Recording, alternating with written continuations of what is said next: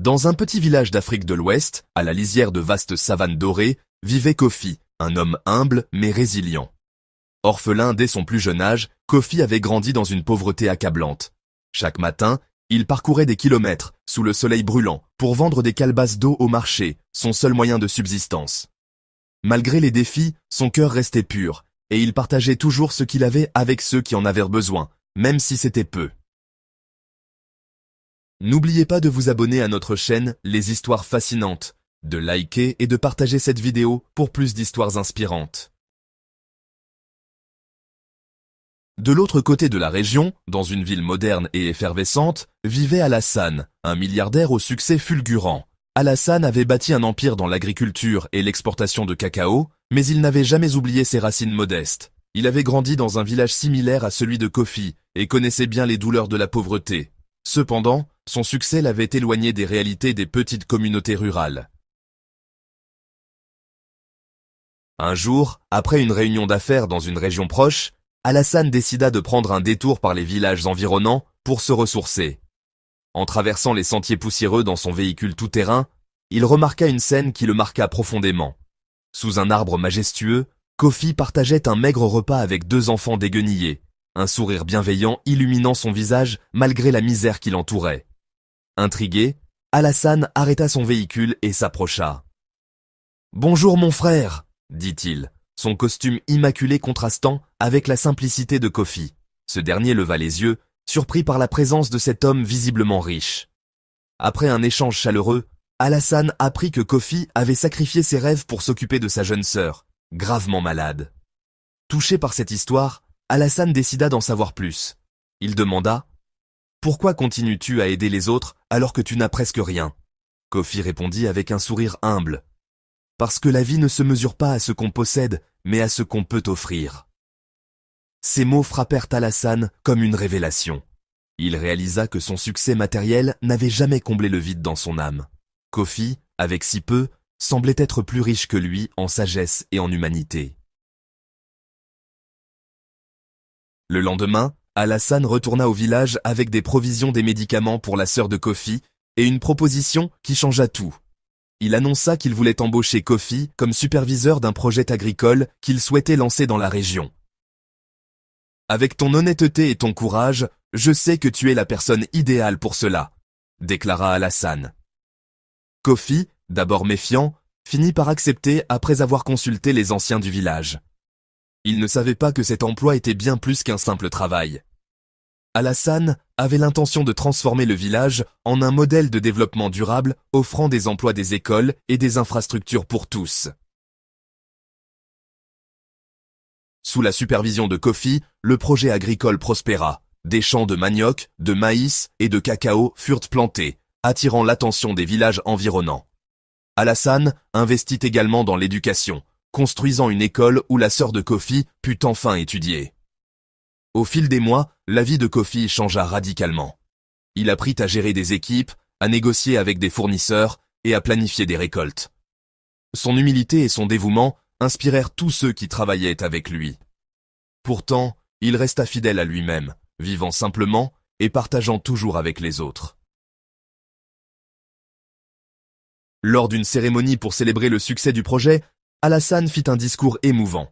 « Kofi m'a appris une leçon précieuse. La vraie richesse réside dans le cœur, pas dans le portefeuille. Grâce à lui, j'ai retrouvé un sens à ma vie et à mes affaires. » Le village tout entier applaudit, et les anciens bénirent Alassane pour sa générosité. Ce jour-là, une nouvelle tradition fut instaurée. Chaque année, une fête serait organisée pour célébrer la solidarité et l'entraide. Quelques années plus tard, le village devint un modèle de prospérité en Afrique de l'Ouest. Kofi, désormais un homme respecté, dirigeait plusieurs projets agricoles dans la région, tout en continuant à inspirer ceux qui l'entouraient. Alassane, de son côté, restait un ami fidèle, venant souvent au village pour se rappeler les valeurs essentielles de la vie. Ensemble, ces deux hommes prouvaient que, peu importe les origines, l'entraide et la compassion pouvaient transformer des vies et bâtir un avenir meilleur. Merci d'avoir regardé cette vidéo. N'oubliez pas de vous abonner à notre chaîne Les Histoires Fascinantes, de liker et de partager cette vidéo pour plus d'histoires inspirantes.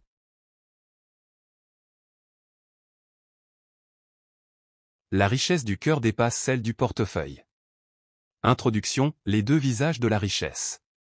Dans la société moderne, la richesse est souvent mesurée en termes de biens matériels, de comptes bancaires bien garnis, ou d'un statut social enviable.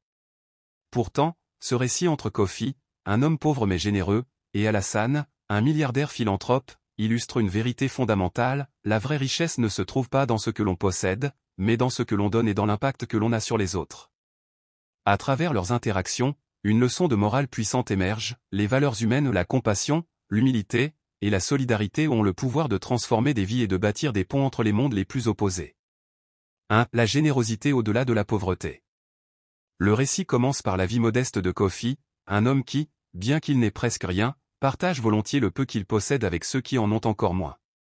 Cet acte de générosité, accompli sans attendre de retour, défie l'idée que seule l'aisance matérielle permet d'aider les autres. La morale ici est claire: la générosité ne dépend pas de la richesse, mais du cœur. Il ne s'agit pas de donner beaucoup, mais de donner avec sincérité. Kofi incarne cette vérité universelle, nous rappelant que les ressources limitées ne sont pas une barrière pour être altruiste. 2. L'humilité dans la richesse. Alassane, le milliardaire, arrive dans ce village chargé d'un passé qu'il a façonné, mais aussi d'un succès qui l'a éloigné de certaines valeurs essentielles. Sa rencontre avec Kofi agit comme un miroir: il découvre un homme qui, bien que dépourvu de tout luxe, semble bien plus heureux et épanoui que lui. Cette rencontre bouleverse Alassane, car elle lui rappelle ses propres racines et lui enseigne une leçon cruciale: la richesse matérielle ne garantit pas le bonheur, et l'humilité est une vertu que même les plus puissants doivent cultiver.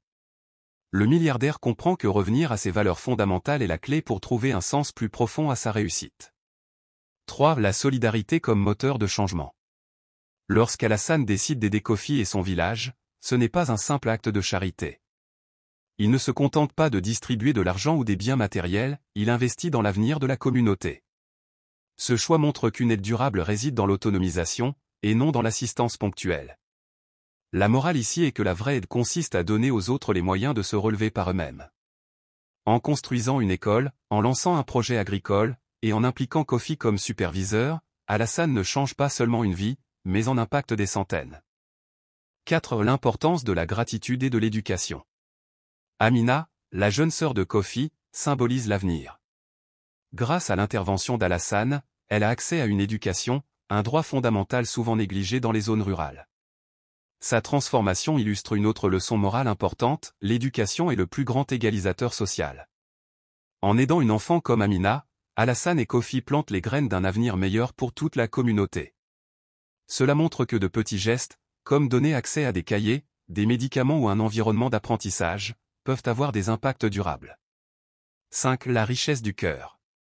Dans le moment le plus marquant de l'histoire, Alassane admet publiquement que Kofi lui a enseigné une leçon essentielle: la richesse du cœur dépasse celle du portefeuille.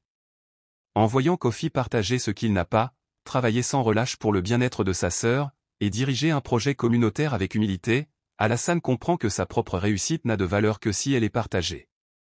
Cette révélation montre que les biens matériels sont éphémères, mais les actes de bonté et les liens humains perdurent. 6. La force des valeurs africaines.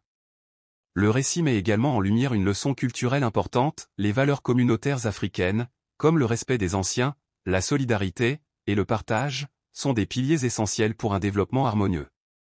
Les anciens du village jouent un rôle clé dans l'histoire, rappelant que les décisions importantes doivent être prises en concertation avec la communauté.